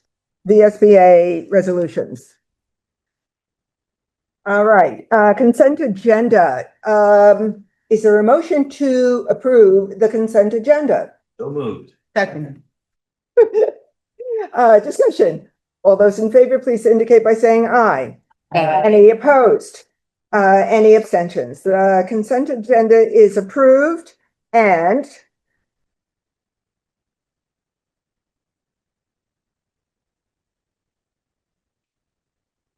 You have new business? Oh, new business.